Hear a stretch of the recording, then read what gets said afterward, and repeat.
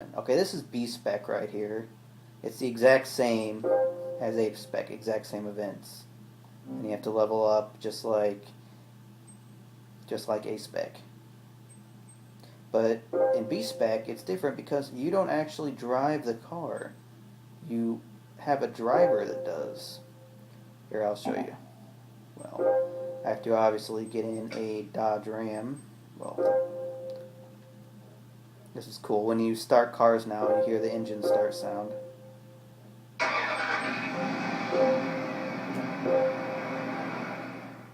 Okay, and see, this is my driver right here. This is V. Vidal. He's level 10.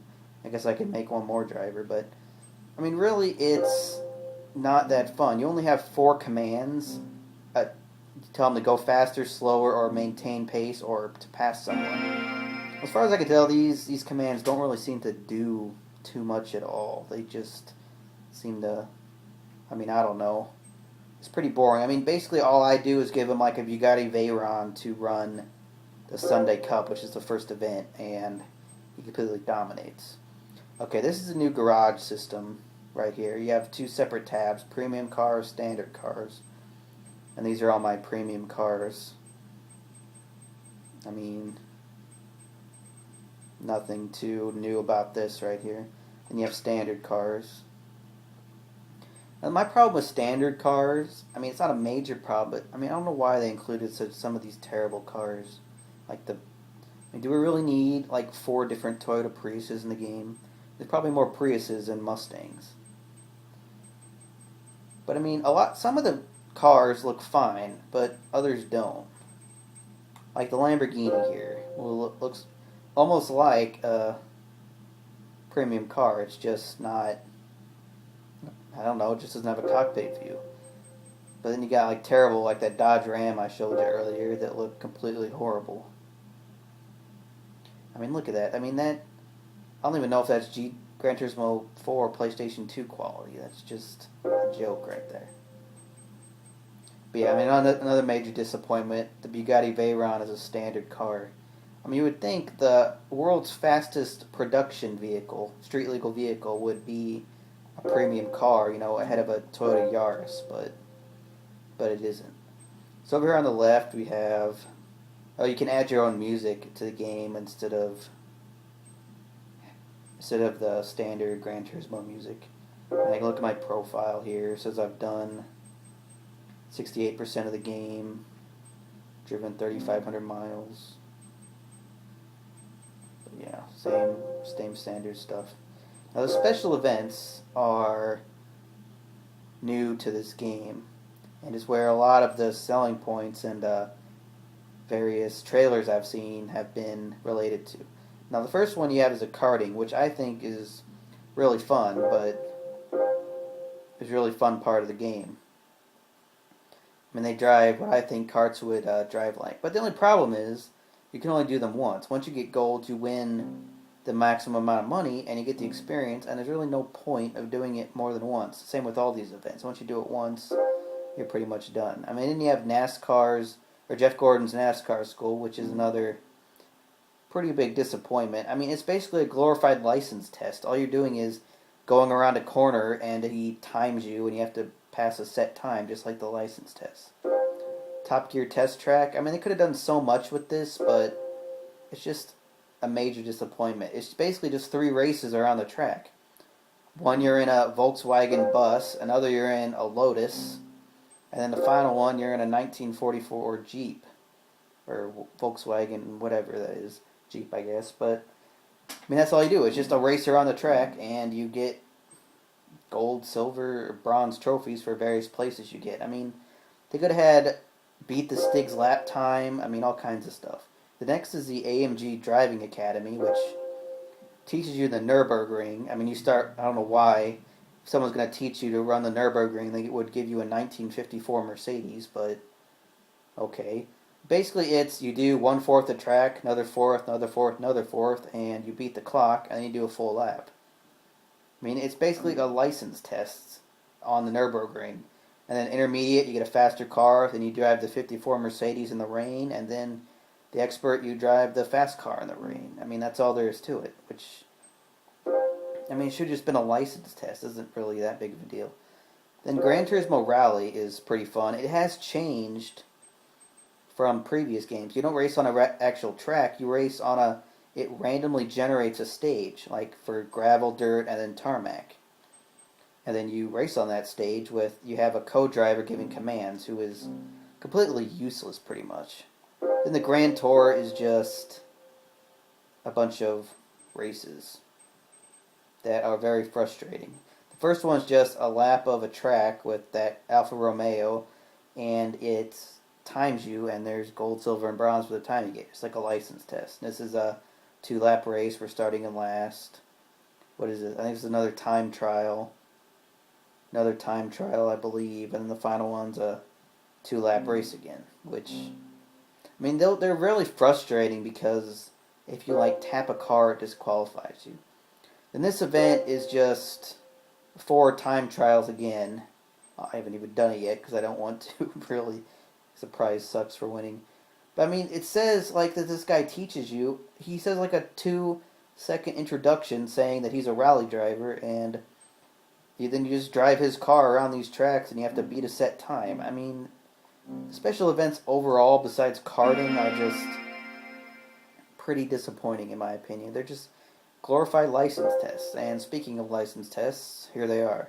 Now, they're not actually required for anything in the game, so there's no point of really doing them, I don't think. I mean, I just did these because they made bronze a total joke to get now, so I've done them, but really, there's no point of it. I mean, most of them are just going around. They give you a car, and you have to go around like 1 or 2 corners, and that's about it. Now I'm going to show you the GT Auto, or the tuning part options.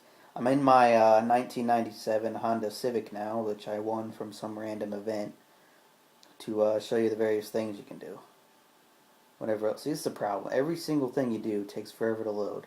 I mean, okay, you can wash your car, which I don't think actually does anything. Change your oil, which changes the oil. I mean, I'm not really sure how often you're supposed to do it, but you can paint your car. Now, this is the problem with paint. The only way to get a color of paint is to get to get a car with that color. So if you want the color Nero, you have to get whatever car has that paint and own it. And then you can use it to only paint one particular car.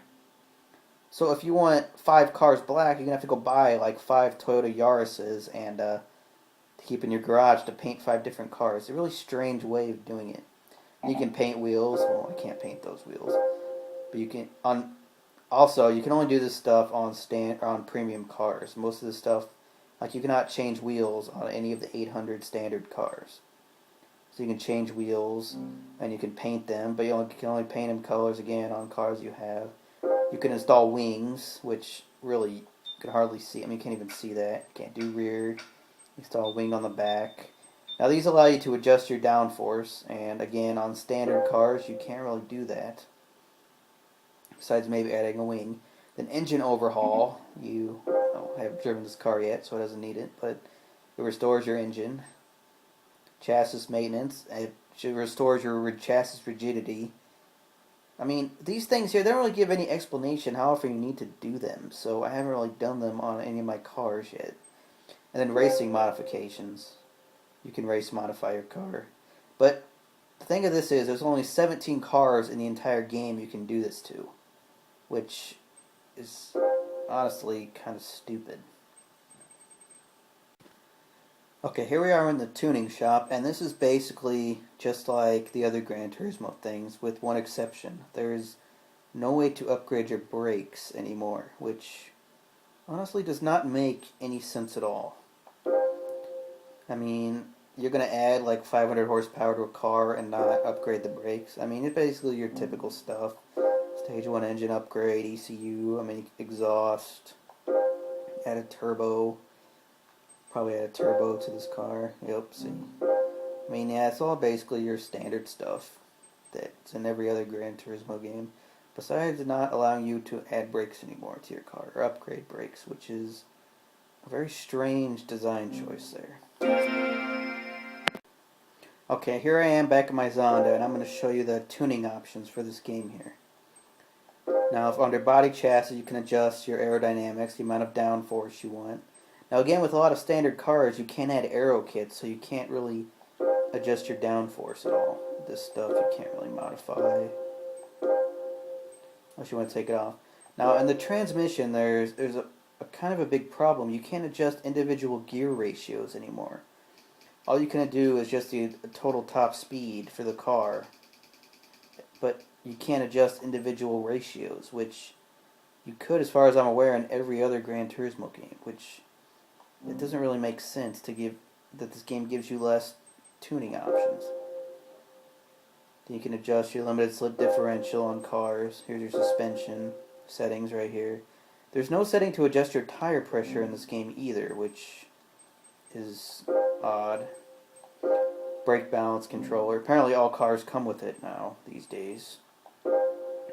And then the tires that you've bought. And yeah, that's basically about it. It's basically the same as other Gran Turismo games, except you can't modify your individual gear ratios or your tire pressure, which is kind of weird that they're taking out features in this game that took 6 years to make. Alright, finally I wanted to show you guys some the actual game, of course, you know, the actual me racing, and the replay interface at the same time here. This is in the, I think it's the Expert series, some race I did on Trial Mountain against a bunch of race cars in my Audi R8.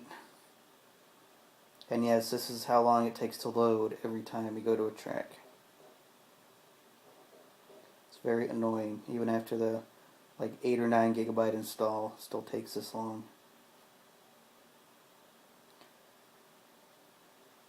Alright, here we go. It's 11 o'clock p.m.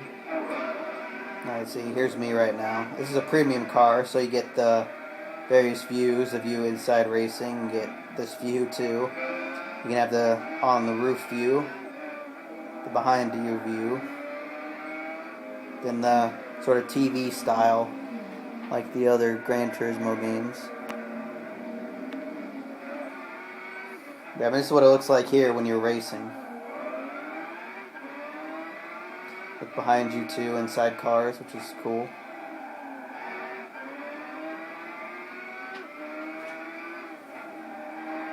I mean, the physics in this game are very good. I mean, they're probably the best in any racing game I've ever played.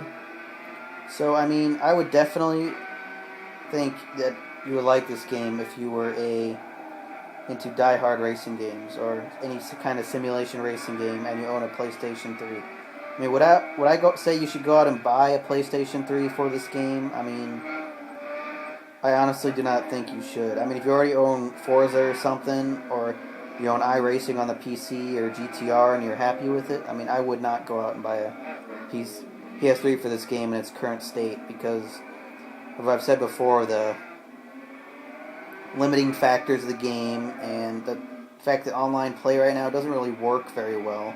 I mean, Polyphony said, which is who made the game, said they would fix this in a patch in December. I mean, after it's fixed, you might want to buy it, but currently, I don't know. I mean, if you own a PlayStation 3, you like racing games, definitely buy it. You'll definitely get your $60 out of it. But yeah. So I have traction control on this race. Wow, I'm a noob. Or stability control or something. It's terrible. But yeah, anyway, I mean, if you're looking for an out of 10 rating, I mean, this is really the only simulation racing game that's good on the PlayStation 3 right now. I mean, so I definitely pick it up and buy it. I mean, if you own an Xbox and a PS3 and are happy with Forza, I mean, I don't know. You don't really have to pick it up if you enjoy Forza. It's not really anything innovative over Gran Turismo 4 besides better graphics. But yeah, I mean, I'd probably give it a like 85% out of 100, around there. I mean, I think the Metacritic score right now is around 87%, but yeah, I mean, it's a great racing game with a bunch of minor annoying issues that you think would have been solved in its, almost 6 years it took to make release since Gran Turismo 4. So anyway, this is Jacob6875 signing out.